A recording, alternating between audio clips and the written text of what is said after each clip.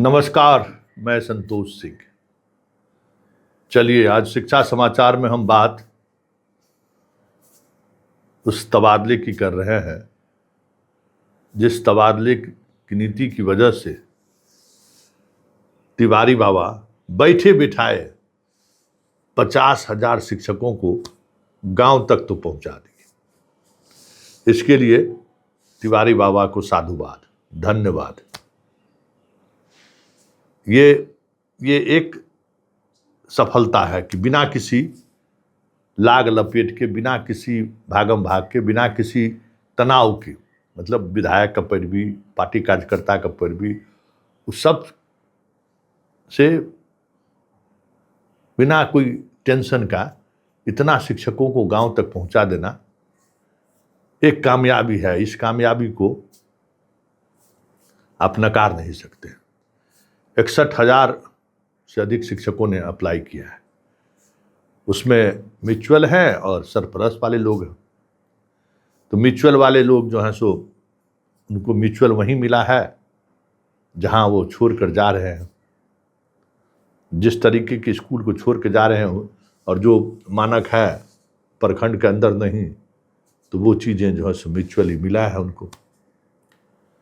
और रेशनलाइजेशन में जो लोग गए हैं वो 1 लाख से अधिक शिक्षक हैं, जिसमें माना जा रहा है कि 50,000 के करीब अपने वो लोग 30 स्कूल में चुन लिए हैं। बाकी जिनको रिलीफ, जिससे एकदम बवाला मचा हुआ था, एकदम देखते हैं ना कि एकदम बबेल मचा हुआ था कि बाप रे बाप, अब एकदम उथल पुथल मचा हुआ था शिक्षा विभाग में, तो ऐच्छिक करके जो है सो थोड़ा उसको, उस उथल पुथल को मंत्री जी थोड़ा कंट्रोल कर दिए। और उसमें कहे कि भाई जो पहले वाले ट्रांसफर में विशेष परिस्थिति में आए हैं उनको जाने की जरूरत नहीं है, तत्काल राहत उनको दिए। तो जो दबाव पड़ रहा था मंत्री जी को, उस दबाव से थोड़ा मंत्री जी भी राहत उनको महसूस हुआ। मेन तो जो लोग आए हैं विशेष परिस्थिति वाले लोग, उसी में ना है खेला वाला लोग।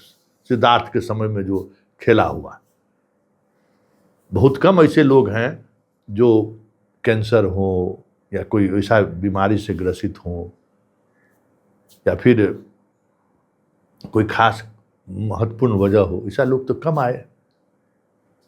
उसकी संख्या 20% होगा, 30% होगा।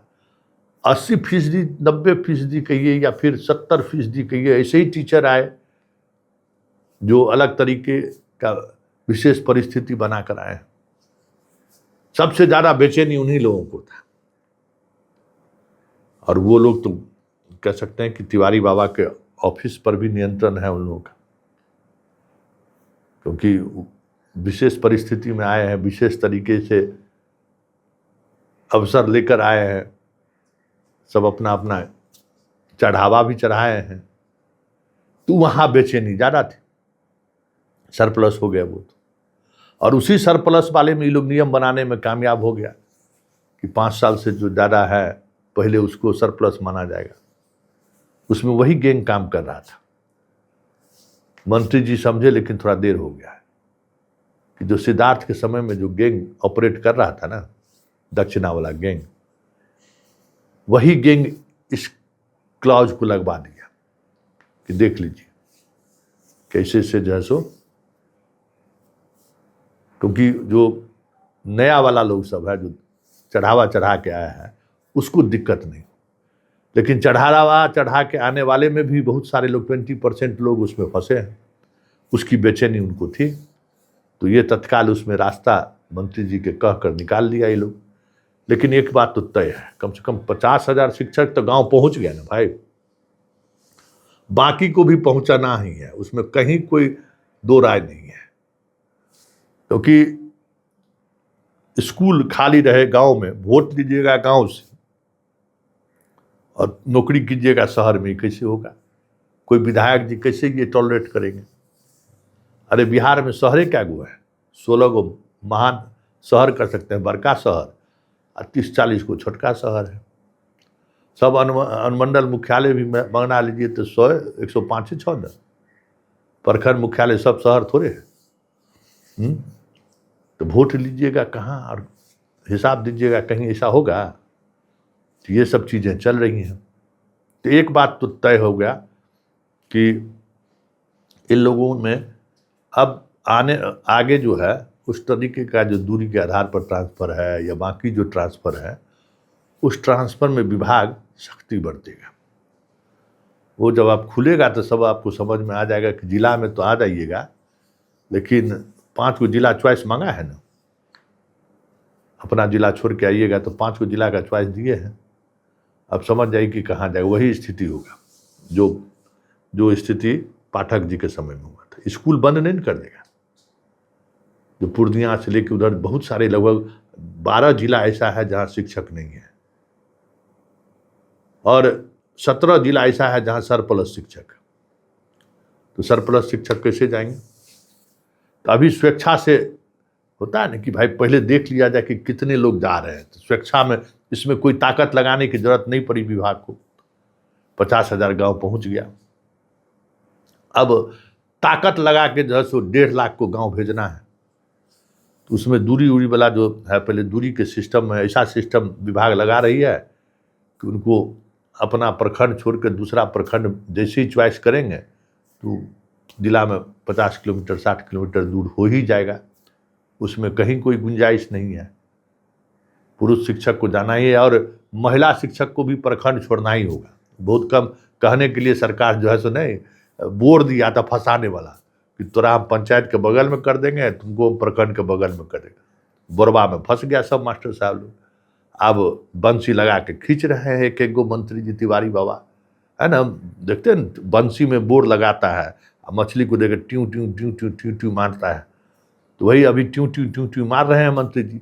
जो फंस जाए तो 50,000 तो आ गए इधर, चलो बेटा गाँव बिना कोई लाग लपेट के, और बाकी को लगाएंगे महाजाल। बंसी से जो इतना आना था सो आ गया, अब महाजाल लगेगा और महाजाल लगा के सबको खींचेंगे बाहर। तो ये जो अंतर जिला वाले लोग हैं उनको अपना प्रखंड के बगल वाला प्रखंड का चांस कम है, फिर जाएंगे।